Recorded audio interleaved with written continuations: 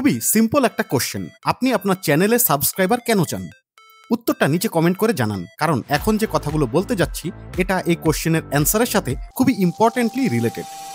Subscriber can actually ruin your channel. ভিউয়ারদের আপনার চ্যানেলে সাবস্ক্রাইব বাটনে ক্লিক করার জন্য কনভিন্স করা কিন্তু মোটেও সহজ কোনো কাজ নয়। It takes dedication, creativity and countless hours of hard work. আমরা প্রায় সবাই এই ধরনের অ্যামাউন্টের সাবস্ক্রাইবার গেইন করার জন্য স্বপ্ন দেখি। তবে এটা জেনে রাখা অবশ্যই জরুরি যে সব সাবস্ক্রাইবাররাই আপনার চ্যানেলের জন্য সমান গুরুত্ব বহন করেন না। 4 ধরনের মানুষ রয়েছেন যারা আপনার চ্যানেলটা যদি সাবস্ক্রাইব করেন তাহলে তা আপনার সাকসেস এবং গ্রোথকে আন্ডারমাইন করতে পারে। এটা খুবই অসম যে আপনার কাছের মানুষজন আপনাকে সাপোর্ট করছে, কিন্তু সাবস্ক্রাইবার হিসেবে তাদের রিলাই করা আপনার চ্যানেলের জন্য বড় ধরনের ক্ষতির কারণ হতে পারে। প্রায়ই আমাদের ফ্রেন্ডস অ্যান্ড ফ্যামিলি আমাদের চ্যানেলটা সাবস্ক্রাইব করেন যতটা না তারা চ্যানেলের টপিকের উপর জেনুইনলি ইন্টারেস্টেড, তার চেয়েও বেশি অব্লিগেশনের কারণে। It is negatively impact your channels discoverability within the YouTube algorithm. দেখুন, ইউটিউব মূলত সব ধরনের এনগেজমেন্ট মেট্রিকগুলোকে সবচেয়ে বেশি গুরুত্ব দেয়, যেমন লাইকস, কমেন্টস, ওয়াচ টাইম, যেটা তাকে ওই কন্টেন্টের রেলিভেন্স এবং কোয়ালিটি ডিটারমিন করতে হেল্প করে। নাও থিঙ্ক অ্যাবাউট ইট, আপনার বন্ধুদের কেউ আপনার চ্যানেলটা সাবস্ক্রাইব করলেন, আপনার চ্যানেলের প্রথম কয়েকটা ভিডিও আপলোড করার পর সে তার হোম পেজে ভিডিওগুলোর থাম্বনেইল দেখতে পাবেন। যদি তারা ওই থাম্বনেইলে ক্লিক না করেন, অথবা যদি করার পর 10 সেকেন্ড দেখার পর ভিডিওতে একটি লাইক দিয়ে চলে আসেন, তাহলে অ্যালগোরিদমের কাছে এটা মোটেও পজিটিভ কোনো সিগন্যাল নয়। You want highly engaged viewers that organically developed into subscribers.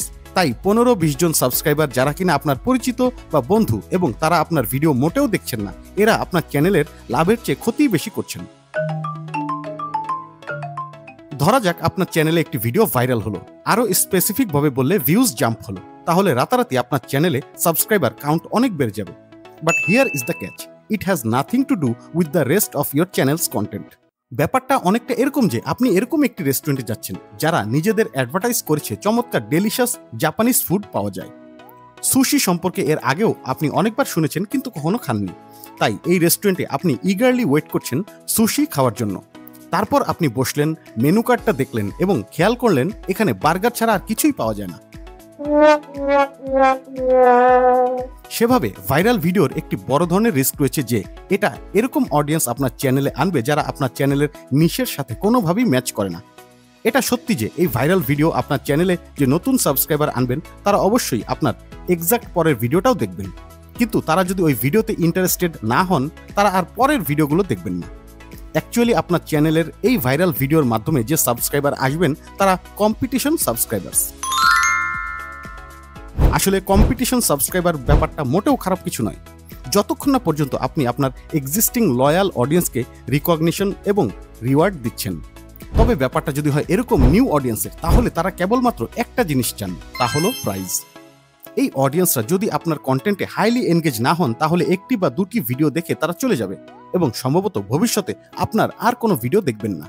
অনেকটা গিভ অ্যাওয়ে ভিডিওর মতো, যেখানে বলা হয় যে আপনি যদি চ্যানেলটা সাবস্ক্রাইব করেন তাহলে গিভ অ্যাওয়েতে পার্টিসিপেট করতে পারবেন, কিন্তু তারপর কেউ কি আর ওই চ্যানেলের কোনো ভিডিও দেখবে?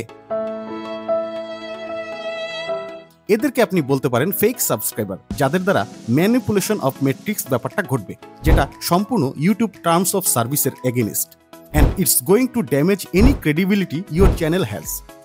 ইউটিউব খুবই ফ্রিকুয়েন্ট বেসিসে সাবস্ক্রাইবার কাউন্টকে অডিট করে।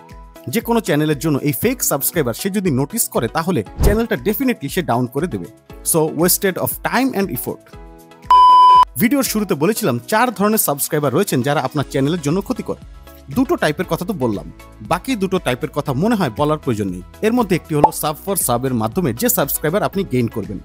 2024 সালে এসে সম্ভবত এই বিষয়ে কথা বলার কিছু নেই, কারণ এটা চ্যানেলের জন্য যে কতটা ক্ষতিকর সেটা আমি বা আপনি খুব ভালো মতোই জানি।